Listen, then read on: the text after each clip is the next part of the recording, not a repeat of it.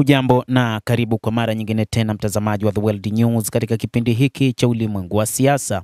Jina langu ni Adam Hussein na bado tunakujuza mengi ambayo yanajiri katika ulimwengu. Lakini wakati huu tuelekee huko Tehran nchini Iran, ambapo waziri wa mambo ya kigeni wa Iran Abbas Araghchi anasema kwamba katu hawatalegeza kamba katika urutubishaji wa madini ya urani, akisema kwamba huo ni mstari mwekundu kwa Iran.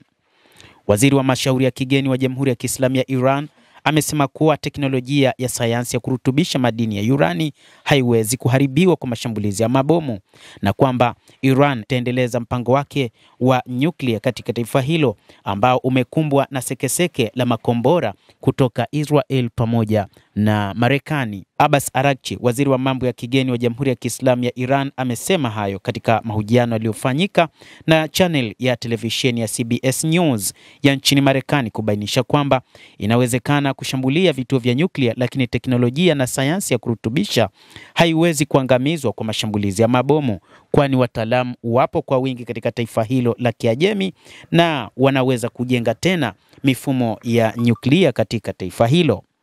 Ikumbuke wakati huu kinu cha nyuklia cha Fordo kipo katika maboresho na kinazidi kutengenezwa baada ya kuharibiwa katika baadhi ya maeneo, na sasa hivi wameingia katika kukitengeneza. Waziri huyo amesema kuwa mpango wa amani wa nyuklia wa nchi ya Iran umekuwa ni fahari na heshima ya taifa. Araghchi aliongeza kusema kwamba tumepitisha siku 12 za vita vya kulazimishwa, hivyo watu wa taifa hili hawataacha kwa urahisi urutubishaji wa madini ya urani. Pia alisema kwamba wakati wa vita tumeonyesha na kuthibitisha uwezo wetu wa kujilinda, na ikiwa tutashambuliwa kwa njia yoyote tutaendelea kufanya hivyo, anaongeza Abbas Araghchi, waziri wa mambo ya kigeni wa Iran. Katika mahojiano hayo na CBS News ya nchini Marekani, Araghchi alisema ili kuamua kufanya mazungumzo upya, lazima kwanza kuhakikisha kwamba Washington haitarudi kutulenga na mashambulizi ya kijeshi wakati wa mazungumzo. Kadhalika, waziri huyo wa masuala ya kigeni wa Iran ameeleza kwamba sidhani kama mazungumzo yataanza tena kwa haraka kiasi hicho. Pamoja na mambo hayo yote, bado tunahitaji muda zaidi wa milango ya kidiplomasia kamwe haitafungwa. Mamlaka nchini Iran kwa namna moja ama nyingine zimeamua kuendelea na mpango wao wa nyuklia licha ya mataifa ya magharibi kupinga suala hilo. Mataifa ya magharibi pamoja na Israel wanaamini kwamba mpango wa nyuklia wa Iran ni mpango ambao kwa kiasi kikubwa utatengeneza mazingira ya kutengeneza silaha za nyuklia katika taifa hilo la Kiajemi, na kwamba itasababisha hali ya taharuki katika taifa la Israel. Na Israel imeweka wazi kwamba hofu yake ni kwamba taifa hilo likiwa na silaha za nyuklia itakuwa ni hatari kwa upande wake. Hata hivyo bado hawajaeleza wazi hatari hiyo itakuwaje,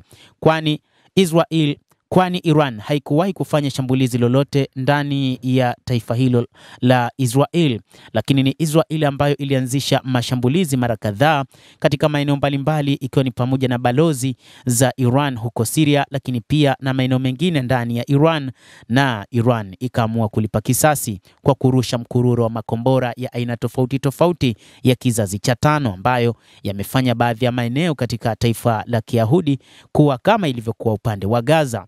Na kwa mwendelezo wa makombora hayo, wachambuzi wa mambo wanasema kwamba huenda Iran ingeharibu kabisa maeneo mengi katika taifa hilo. Hata hivyo, Iran imesema kwamba katika nyakati hizi ipo tayari kuendelea na mpango wa mazungumzo, lakini kwa masharti fulani ikiwa Marekani itakubali. Marekani iliweka wazi kwamba haitaruhusu Iran itengeneze makombora ya nyuklia, na hivyo tutaona ni nini ambacho kinaenda kutokea wakati ambapo kinu cha nyuklia cha Fordo kikitengenezwa kwa mara nyingine tena, kikifanyiwa maboresho kwa mara nyingine tena baada ya kurushiwa makombora kupitia ndege za kivita za kasi za B-2 kwa makombora ya tani 30,000 ambayo yamerushwa katika maeneo hayo ya vinu hivyo vya nyuklia. IAEA ilikiri kwamba muonekano wa Fordo haukuonyesha kuonekana kwa mionzi, na hivyo ni ukweli usiofichika kwamba kinu hicho cha Fordo pamoja na Natanz havikuharibiwa, lakini pia na Isfahan nacho pia hakikuharibiwa, kwani hakukuwa na mionzi ambayo wengi walitarajia ingeweza kutokea na kuleta athari za mazingira. Hata hivyo kadhalika, moja kati ya jambo jingine ambalo wakati huu IAEA, mamlaka ya nyuklia ulimwenguni, wamekuwa kijiuliza ni wapi zilipo kilo 400 za uranium ambazo zimerutubishwa na Iran. Mtazamaji, endelea kutufuatilia na nikusihi tu usisahau kulike, kucomment na kusubscribe channel yetu hii ili upate habari hizi kwa mapana hapa The World News. Mimi ni Adam Hussein, endelea kuwa nasi wakati wote, endelea kutufuatilia uweze kuyajua mengi ya ulimwengu.